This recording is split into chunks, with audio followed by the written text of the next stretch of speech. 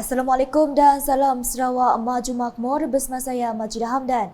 Tumpuan utama perbincangan bakal diadakan berkaitan pembentangan usul mengenai penambahan 3 kerusi Parlimen baharu melibatkan kawasan Betong.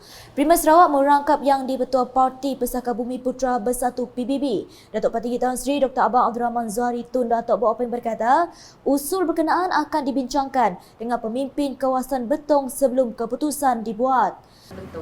Ya, kita akan mengkaji dan bukan saja Betong, mungkin di kawasan lain juga yang menyeluruh, dan kita ambil kira pandangan daripada kawasan Betong, dan kita akan ada satu jawatankuasa di peringkat PBB untuk kita memohon kerana keputusannya adalah Election Commission. Beliau berkata demikian dalam sidang media selepas konvensyen khas PBB Zon Betong pada Ahad. Sebelum itu, Menteri Utiliti dan Telekomunikasi Sarawak, Datuk Julaihi Narawi telah mengusul perkara tersebut.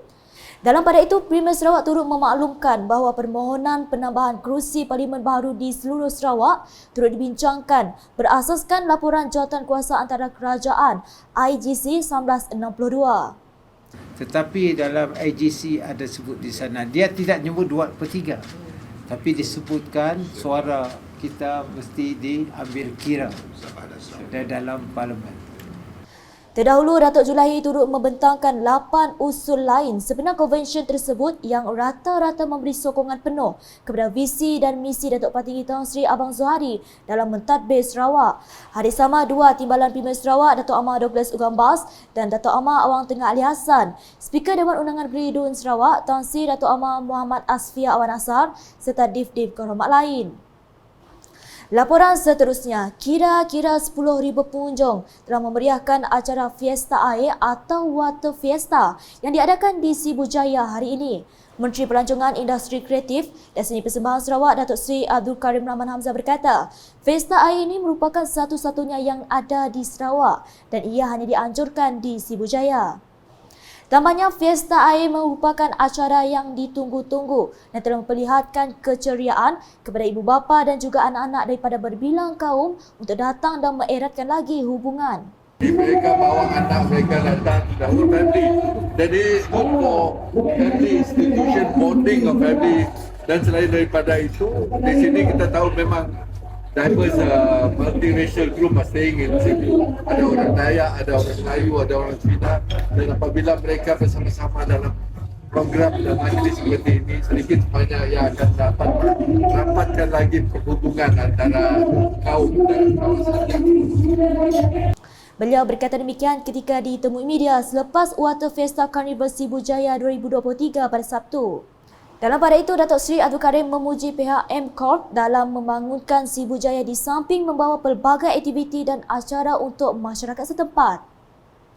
Sementara itu, kepercayaan dan keyakinan rakyat akan mengukuhkan usaha pucuk kepimpinan kerajaan negeri untuk terus memajukan Sarawak. Ketua Setiausaha Politik kepada Primer Sarawak, Fasruddin Abdul Rahman memberitahu rakyat Sarawak harus percaya kepada kerajaan negeri yang telah melaksanakan pelbagai langkah dan inisiatif bagi memastikan segala kemudahan asas serta bantuan boleh disampaikan dengan teratur. Maka sebab itulah kita perlu memberi keyakinan ini kepada tuan-tuan dan puan-puan. Kenapa? Kerana dengan keyakinan inilah barulah negeri Sarawak itu akan menjadi sebuah negeri yang stabil.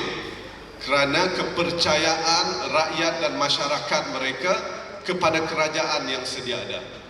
Bukannya kita membuta tuli nyokong gajak sih, tetapi kita melihat dengan mata kita sendiri. Apabila kita yakin dengan kerajaan yang sedia ada, maka barulah negeri kita tu stabil, tuan-tuan dan puan-puan. Beliau berkata demikian semasa berucap pada Majlis Penutupan Taklimat dan Penerangan Inisiatif dan Strategi Pembangunan Pasca COVID-19 PCDS 2030 Kerajaan Negeri Sarawak sebenar program jangkauan setiausaha politik Polsek Outreach Program di Simunjan pada Sabtu. Fasruddin yang juga ahli Dewan Undangan Negeri Adun Tupong berkata program seumpamanya penting agar rakyat mengetahui serta mengenali langkah yang telah diusahakan oleh kepimpinan negeri ini sehingga mereka boleh menikmati hasil daripada usaha tersebut. Mengulas lanjut, katanya rakyat Sarawak amat bersyukur kerana dipimpin Premier Sarawak Datuk Patinggi Tan Sri Abang Zohari yang berwawasan dan berpandangan jauh dalam memastikan negeri ini maju berlandaskan teknologi baru tanpa mengabaikan kemudahan asas yang diperlukan seluruh masyarakat. Manakala program Jerayawara Unit Komunikasi Awam Sarawak UKAS perlu diperluaskan ke lokasi-lokasi lain di negeri ini dalam menyebar luas berbagai perkhidmatan dan inisiatif yang disediakan oleh Kerajaan Sarawak secara terus kepada rakyat. Timbalan Setiausaha Kerajaan Sarawak Operasi Datuk Hee Chang Kee berkata, penganjuran program Jerayawara UKAS merupakan antara platform bagi menghebahkan maklumat-maklumat penting berkaitan inisiatif yang dilaksanakan oleh kerajaan negeri. Menurut beliau, Jerayawara ini juga menyediakan ruang untuk sesi suai kenal antara wakil rakyat dan pemimpin akar umbi termasuk agensi kerajaan bersama masyarakat awam. Saya harap UKAS lain kali dapat menyebar dengan lebih luas lagi melalui radio, melalui TV Sarawak, melalui risalah, Facebook, Instagram dan media sosial lain supaya orang tahu lebih ramai akan hadir untuk program-program seumpama ini. Beliau berkata demikian ketika berucap dalam majlis perasmian Jerayawara UKAS di Pusat Beli Belah Boulevard Kuching pada Ahad.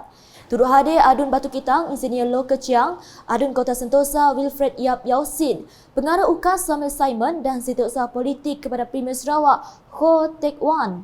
Dalam program sama, Datuk Hee turut menyempurnakan penyampaian sijil penghargaan kepada kesemua agensi terlibat dalam menjayakan Jerayawara UKAS. Beliau turut berkesempatan melihat ruang pameran agensi-agensi kerajaan yang terlibat dalam Jerayawara tersebut. Sebelum ini, program sama telah berlangsung di Paragon Mall Bintulu. Terdahulu, ketika berucap, Adun Batu Kitang Insinyur Loh Keciang berkata, UKAS memainkan peranan penting untuk menyalurkan maklumat yang sahih dan tepat mengenai dasar serta inisiatif Kerajaan Sarawak melalui platform media sosial. Katanya usaha UKAS ini antara lain bertujuan menepis kabar angin dan berita palsu serta telah menjadi rujukan rakan-rakan media tempatan dan semenanjung Malaysia bagi mendapatkan maklumat terkini yang sahih berkaitan Sarawak. Menurutnya, hal ini memberikan galakan kepada masyarakat untuk lebih bijak memilih saluran maklumat yang benar dan tidak terpesong dengan kabar angin atau berita palsu dari mana-mana sumber yang tidak sahih. Tahniah kepada UKAS dan semoga terus menjadi champion dalam sistem penyampaian kerajaan yang berkesan dengan menjadikan masyarakat dengan berita-berita terkini, tepat dan berkualiti.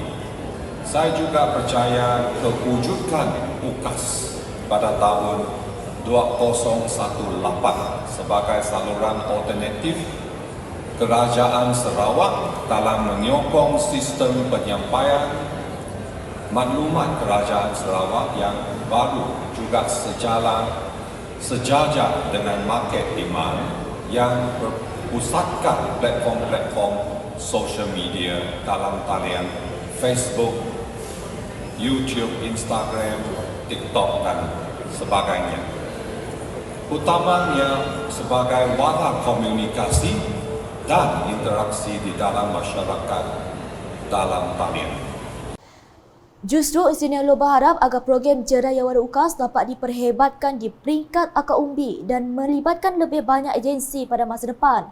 Dengan itu, ujarnya lebih ramai masyarakat akan mengetahui bahawa UKAS tetap berperanan sebagai agensi komunikasi kerajaan yang bertanggungjawab menjadi penghubung antara rakyat dan Kerajaan Sarawak.